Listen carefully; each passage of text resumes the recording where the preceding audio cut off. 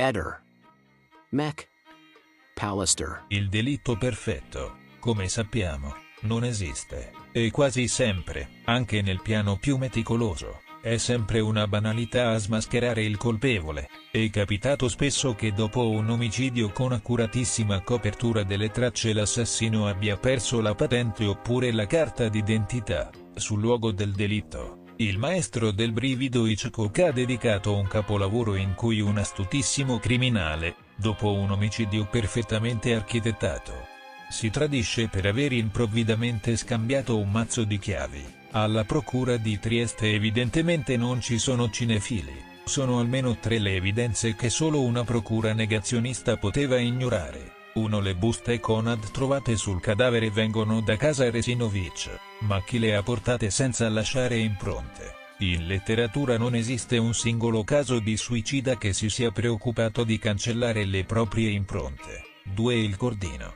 Bisognerebbe pensare che Liliana abbia fatto una prova di indossaggio a casa, magari davanti allo specchio, preso la misura del collo, e poi che abbia tagliato il cordino della misura giusta per andarsi ad affogare. 3. Le chiavi.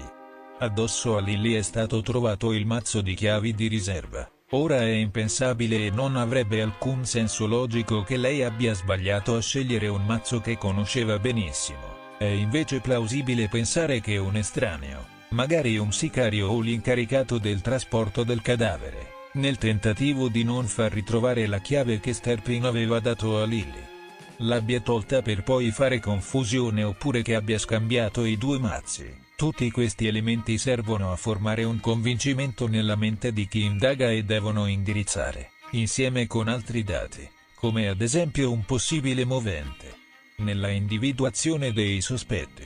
Oltre al sistema deduttivo e da quello induttivo esiste infatti quello abduttivo, che è appunto il sistema che doveva guidare la procura di Trieste, che invece preferisce rendere al delitto perfetto. Il tragico incidente stradale che ha provocato la morte di 2 giovani carabinieri, crudelmente strappati alla vita e dall'affetto delle loro famiglie, ha suscitato una ridda di voci, dichiarazioni, trasmissioni. Una per tutte ore 14 su Rai 2 nella quale gli ospiti si sono avvicendati nell'emettere sentenze di condanna invocando pene esemplari per la conducente del SUV Range Rover che ha colpito l'autopattuglia. Sono le stesse persone che non hanno mai perso occasione per proclamare un garantismo assoluto ed indiscriminato richiamando il precetto costituzionale che prevede la condanna dopo il 3° grado di giudizio. L'errore che hanno sempre commesso è quello di trasportare un principio che è squisitamente giuridico e che vale solo nelle aule di giustizia, al di fuori dei tribunali. Parlare di garantismo al cospetto di politici o professionisti che si macchiano di comportamenti indegni e riprovevole, non ha senso. Il giudizio critico espresso dal consesso sociale è sempre valido e legittimo e nulla ha a che vedere con le sentenze della magistratura. Ed infatti la nemesi si abbatte sui nostri baldi eroi, bandiere del garantismo sfegatato, che nel caso del sinistro stradale hanno già emesso la loro sentenza, di sicura condanna, richiamando aggravanti relative ai precedenti penali della conducente il SUV, senza neppure preoccuparsi di conoscere nessun elemento della dinamica dello scontro. Infatti dai primi riscontri pare che l'auto dei CC fosse in uscita da un'area di sosta e quindi non ha rispettato la precedenza. Un altro quotidiano aggiunge che l'autopattuglia avrebbe svoltato a sinistra, urtando quindi il veicolo proveniente da destra. Non conosciamo ancora l'esatta dinamica dello scontro, ma conosciamo invece la bestialità della televisione italiana. La criminologa Roberta Bruzzone è stata rinviata a giudizio assieme a 3 presunti complici, suo marito il poliziotto Massimo Marino, l'avvocatessa Serena Gasperini e lo psicoterapeuta sassarese Antonio Bardini per diffamazione aggravata continuata in concorso, commessa tramite i social networks ai danni della collega criminologa Elisabetta Sionis che svolge da anni a Cagliari incarichi di rilievo. La prossima udienza si svolgerà nel mese di giugno 2024 innanzi il Tribunale di Roma, perché uno degli imputati sarebbe irreperibile. I 4, stando alle accuse, per ben 2 anni dal 2018 al 2020 avrebbero pubblicato diversi post e commenti diffamatori e sessisti contro la Sionis. rea di aver accettato assieme ad altri esperti l'incarico di accertare la dinamica dei fatti a seguito dei quali era rimasta sfregiata dal fuoco Valentina Pizzalis ed era morto il marito di lei, Manuel Piredda, e di aver fatto emergere circostanze diverse e contrapposte a quelle dichiarate dalla Pizzalis.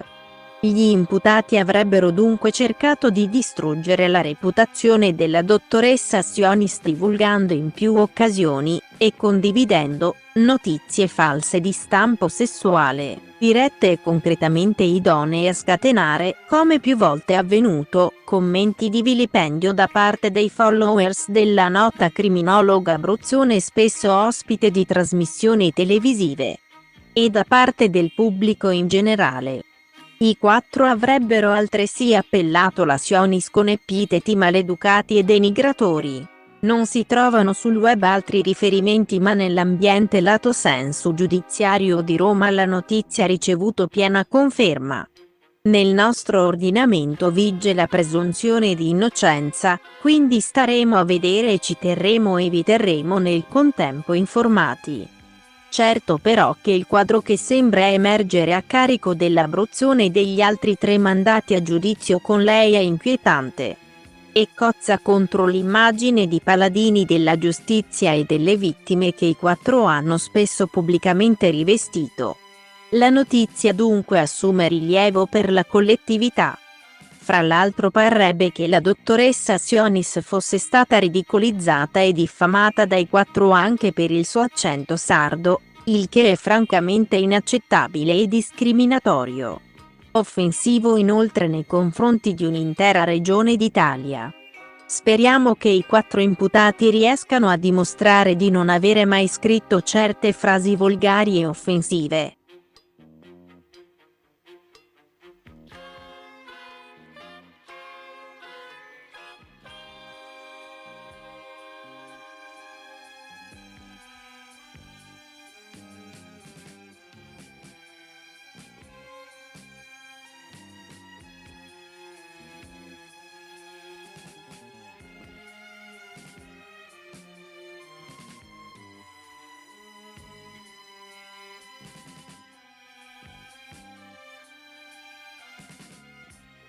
Ehi, non dimenticare di iscriverti a questo canale.